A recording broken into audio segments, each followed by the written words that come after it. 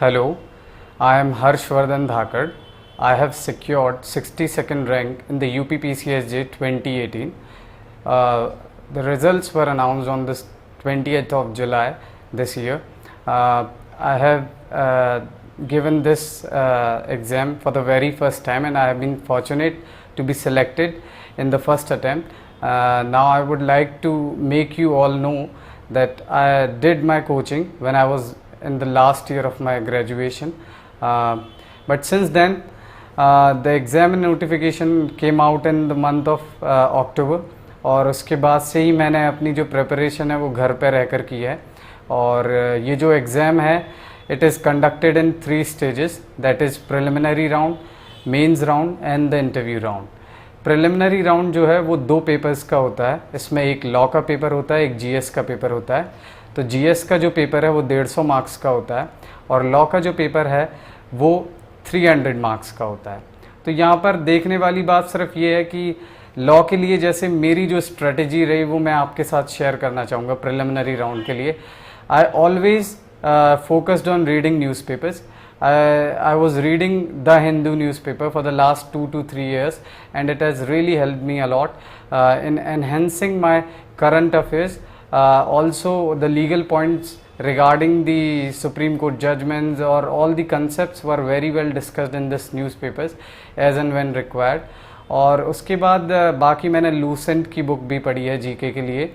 और साथ ही में मेरी हमेशा से एक आदत रही, जब मैं अपने ग्रेजुएशन के आखिरी सालों में आता गया तो मैंने थोड़ा सा जीके पे फोकस किया, क्योंकि मेरे हमेशा से जहन में रहती थी जो मैं एक बात सब लॉ स्टूडेंट्स करते हैं.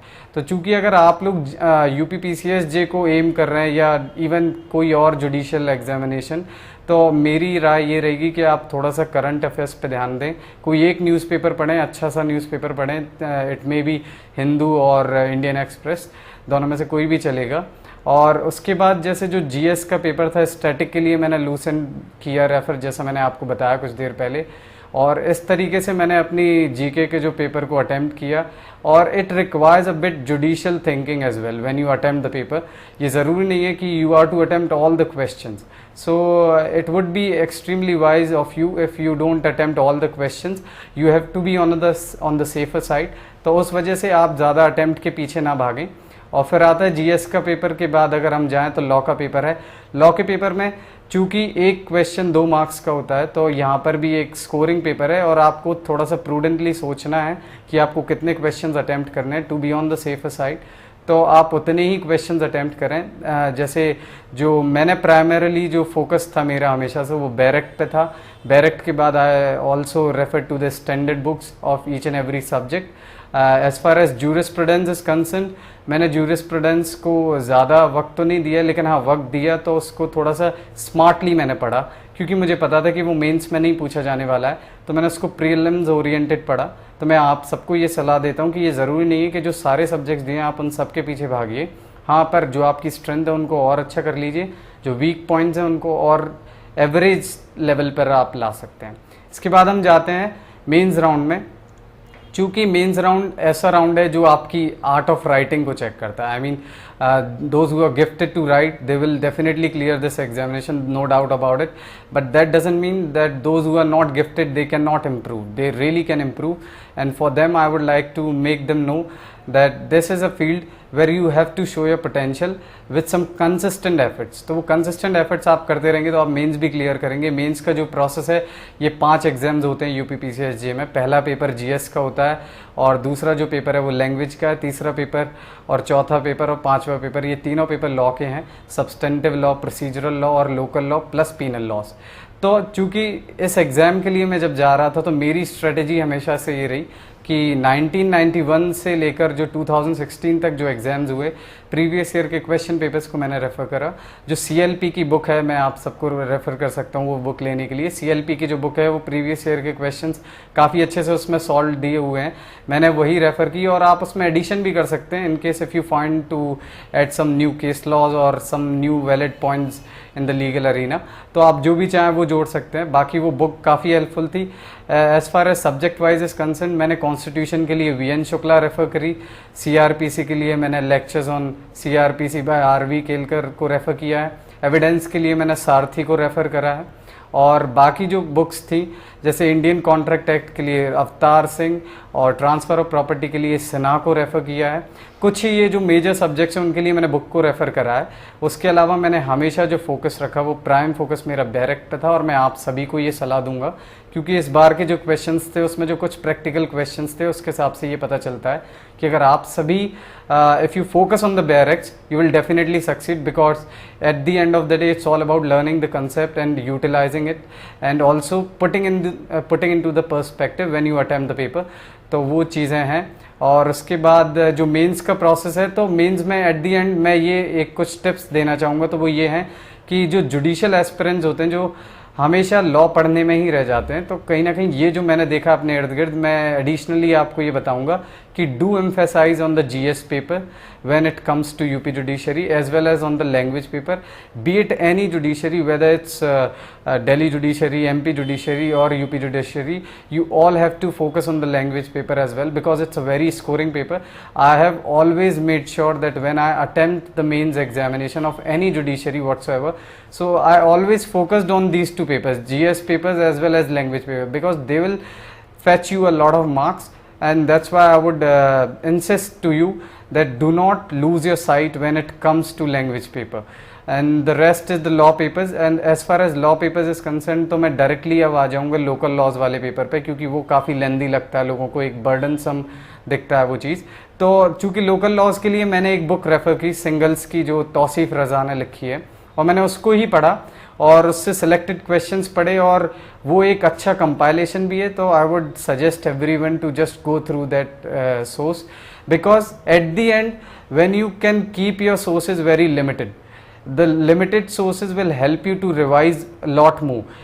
The thing is, many of us do things wrong, like we keep a long list of books, we keep a long list of notes, तो वो सारे के सारे रिवाइज करना पॉसिबल नहीं हो पाता। और at the end of the day when you want to crack any examination of this sort, you have to revise your sources multiple times. That has been said by many aspirants before, and I will definitely make you know this कि आप भी वही चीज़ करें, जो sources आपके हैं वो बहुत मिनिमल हों और आप उनको ही बार बार पढ़ें, ताकि जो मेंस की जो आंसर राइटिंग है वो बेहतर तभी बन सकती है, क्योंकि अगर आप रिवाइज नहीं करेंगे तो उस तरीके से नहीं आया। और लास्टली मैं ये कहूँगा, जब मेंस अब आप लिख रहे हैं तो एक थोड़ा सा I am seeing a trend when it comes to writing mains paper, if it is about the law subject, then you can definitely go on to add some judgments of the Honorable Supreme Court or Honorable High Court.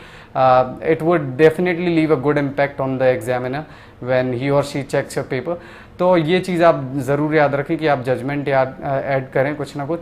और उसके बाद अब चूँकि अगर आपने mains बहुत अच्छा लिखा है तो मैं डेफिनेटली ये सजेस्ट करूँगा, चूँकि मैं उतना ज़्यादा देखा जाए तो मुझे उतनी ज़्यादा होप नहीं थी, लेकिन कहीं ना कहीं एक मन में ये था कि हाँ डेफिनेटली शायद मेरा चांस बन सकता है इंटरव्यू के लिए। तो उस हिसाब से मैं ये सजेस्ट करूँगा कि ये जो प्रोसेस रहेगा मेंस लिखने के बाद इंटरव्यू का कॉल आते तक, तो आप थोड़ा थोड़ा ज़रूर पढ़ते रहें। जैसे सोर्सेज लाइक लाइव लॉ को मैंने रेफ़र करा जजमेंट्स पढ़ने के लिए, ऑनरेबल सुप्रीम कोर्ट के, ऑनरेबल हाई कोर्ट के, तो आप उन जैसे सोर्सेज को रेफ़र कर सकते हैं, क्योंकि वो आपको हमेशा टच में बनाए रखेंगे कि लॉ पढ़ना कितना इम्पॉर्टेंट है।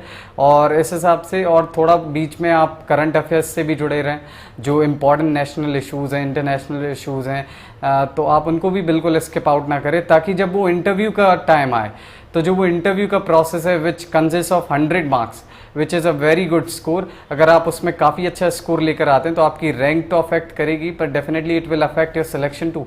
और it has been so in my case. तो मैं उस हिसाब से बताना चाहूँगा कि आप डेफिनेटली उन पर फोकस करें, जो करंट अफेयर्स हैं, जो करंट लीगल हैपनिंग्स हैं, ऑनरेबल सुप्रीम कोर्ट के जजमेंट्स, और अगर कोई लैंडमार्क जजमेंट्स आते हैं तो आप उनसे तो बिल्कुल भी दूर नहीं जा सकते, क्योंकि आपको उन पर एक अच्छा एनालिसिस आना चाहिए, क्या जस्टिस बोले हैं ऑनरेबल जस्टिस, उन सब के बारे में पता होना चाहिए। तो इंटरव्यू के लिए मैं ये बताना चाहूँगा, मैंने कोई इंटरव्यू गाइडेंस प्रोग्राम अटेंड नहीं करा है। हाँ, ये ज़रूर है कि I have always been in touch with some good people who have been in the judicial system of India. तो अगर आप किसी के टच में रह सकते हैं तो वो आपको हेल्प कर सकता है। अदरवाइज आप खुद में एक कॉन्फिडेंस रखिए, because it's at the end of the day it's all about how confident you are, how humble you are, how how polite you are, तो वो चीज़ें मैटर करती हैं इंटरव्यू में. और interview it's all about confidence plus I would say a bit about luck. I can not deny this, क्योंकि it's all about fortune when it comes to interview, because interview is such a vast field, it's like an ocean. तो वो कुछ भी पूछ सकते हैं, they can ask anything to you. But one thing I would like to mention here about the interview, interview is also a skillful art.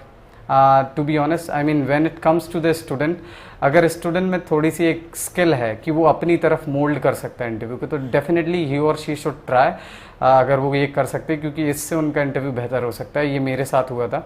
मेरे interview में, चूँकि अगर मैं आप जो जिज्ञासु लोग हैं, मैं उनको बताना चाहूँगा कि I was asked topics related to the constitution, Supreme Court judgments, landmark judgments. तो आप इन सब पे फोकस बनाए रखिए.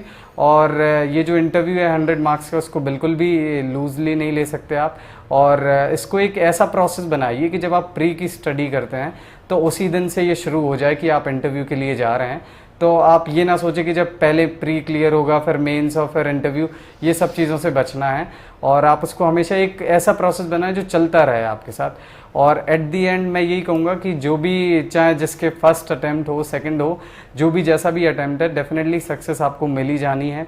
और बस एक जो मंत्रा मेरी तरफ से वो यही रहेगा कि humility is the best attire one can wear in his life.